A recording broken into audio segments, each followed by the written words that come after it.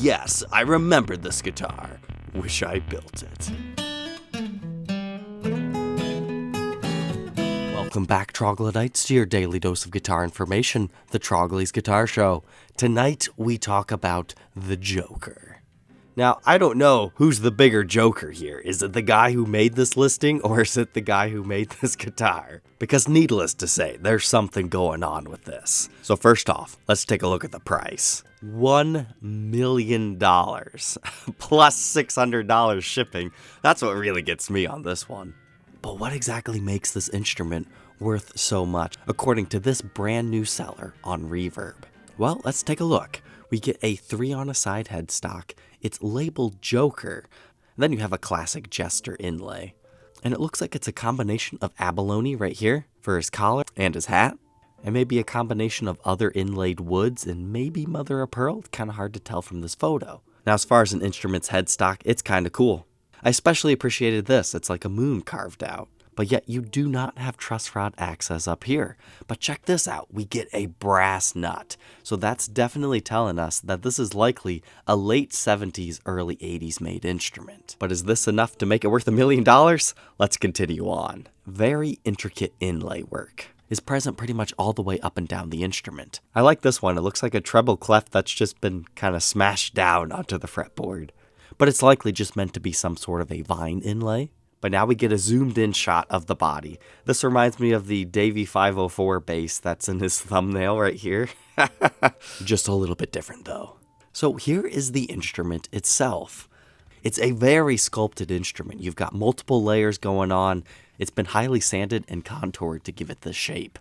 But yet, as if symmetry, the bottom of the instrument also has a circular moon shape. Remember, you also had that on the top of the headstock, so that's kind of like nice symmetry going on. You're also going to notice, not one, but 2 strap button locations. Because I guess technically you could play it as a left-handed or a right-handed, or just whatever way it balances best. But just like the inlays down here, you also have a fancy decorative brass plate. It looks like maybe even a brass tailpiece with a straight-up brass bridge. If you really zoom in, it says it's custom made for John Cale. Or John Cole. But where things get additionally interesting is, the elephant in the room is right here. Let's count them. 1, 2, 3, 4, 5, 6, 7 knobs with 1, 2, 3, 4, 5, 6 MIDI toggle switches. Now apparently this is some sort of like an active EQ system.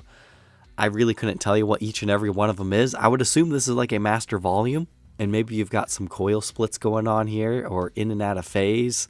But unfortunately, the seller didn't tell us too much about the controls. But something you might have missed is it appears to be a neck-through instrument because you can see all the different wooden layers. Honestly, I think this guitar is kind of ugly, but there's a lot of interesting features, and we've only just begun. For the pickups, it looks like it's a neck and bridge DiMarzio, with who knows what's in the center. But this right here is the first photo where you can see something's a little bit interesting about this pickup layout. We do not have any type of pickup rings, and it appears to be some sort of a separate piece. More on this in a little bit. Okay, now we flip it over to the back and things get really interesting. So we actually have 2 different back plates on here, but it appears that they also made them out of multiple layers of wood, so you can remove them by using these 2 screws. But your output jack is actually located on the back side of this instrument. And remember how we were talking about those pickups? It appears you can also remove them from the back. And this does indeed confirm that this is some sort of a neck-through instrument. And it looks like the other strap button location is at the heel of the neck. But what does the inside of the cavities look like? Surprisingly, pretty basic on this side. They've got a couple of support beams in here that they screw into. It's actually nice to see that. That way it's not like so thin that it'll ever crack. But this whole cavity is really just for a 9-volt battery to operate the system. I suppose they made it so large just to make it symmetrical for whatever we might find under here next. And here's what that looks like. Just a whole mess of wires. Honestly, I was expecting to see like some sort of a PCB system. So maybe there's more actually hidden underneath the chambers of this guitar. But an interesting choice to mount the output jack to the backplate. It appears things are more carefully shielded off on this side. But here is where things get so fascinating to me. You know all those guitars that have been coming out lately that have like swapping pickup systems? Some of them are on rotation wheels. Other ones like the Somnium guitar that I did a review, it's kind of a plug and play type thing. If you don't want that pickup anymore, you just take it out, put a new one in. This is like a vintage prototype version of that. So maybe at one point in time, there were different setups that this guy would have where he just plugs them into the circuit and then they start working. It's either that or I just don't understand what's going on here. But I had no idea that those kinds of ideas were already in the making back in the 70s. The Joker certainly has some tricks up his sleeve. But now we take a look at the backside of the headstock. So as we could see through the neck through body shape, it is a multiplied neck.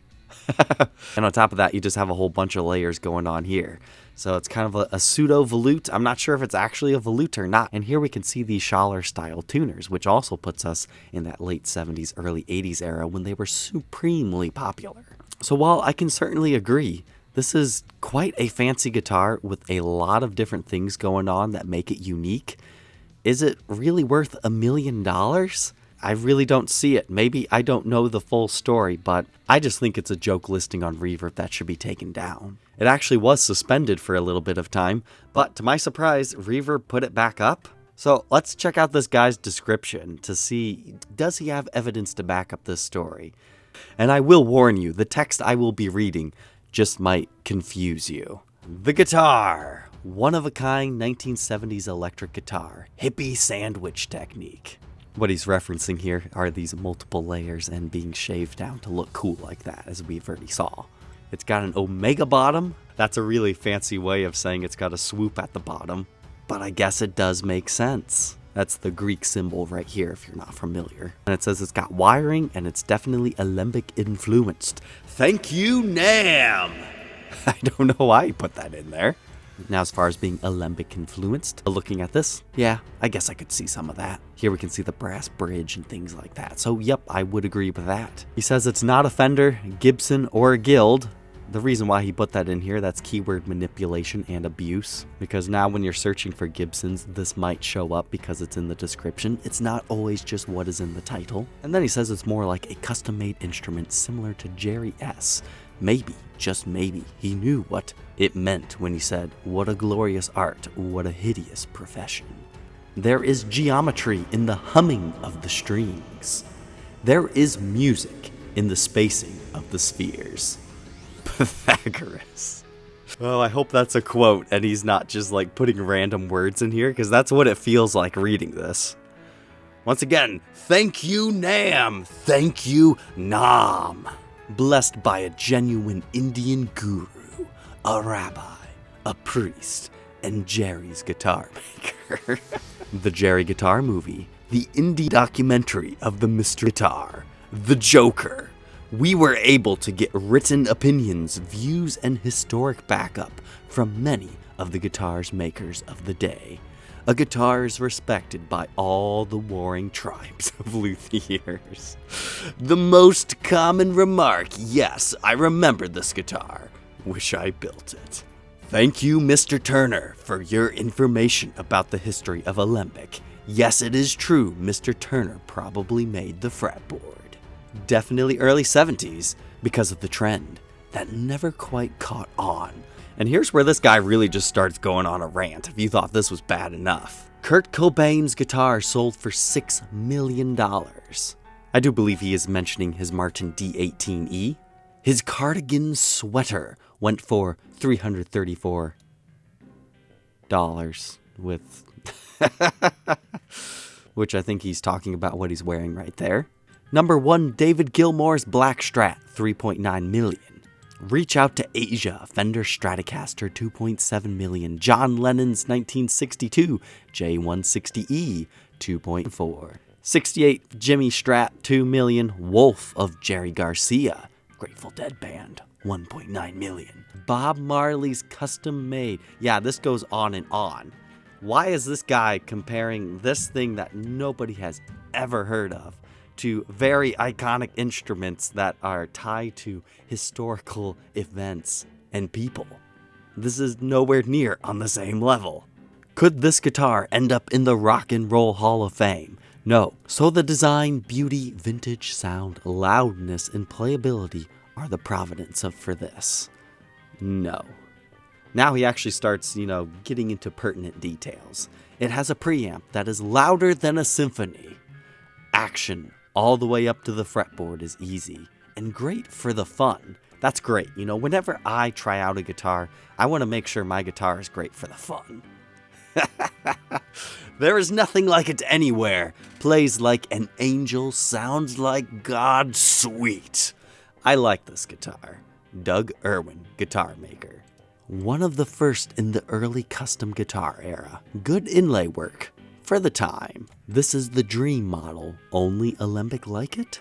Love this guitar. The Joker was made to make people laugh. And that's why I think this listing is totally conscious of itself, but it really surprises me that Reverb allows it to stay up. Padawak, ebony, and rosewood, about 50 years old. Inlay is probably abalone shell and wood inlay. Yeah, that seems to hold true. And then he hits you with this, so you know he's trolling. The price is what it is, and is not negotiable. We are not responsible for any price or data error. We will honor only the maximum price allowed by Reverb.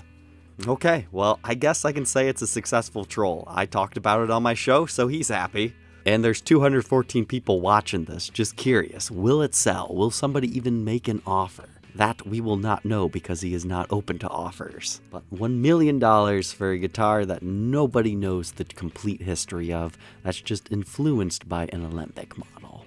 And being vaguely similar to some of Jerry Garcia's guitars.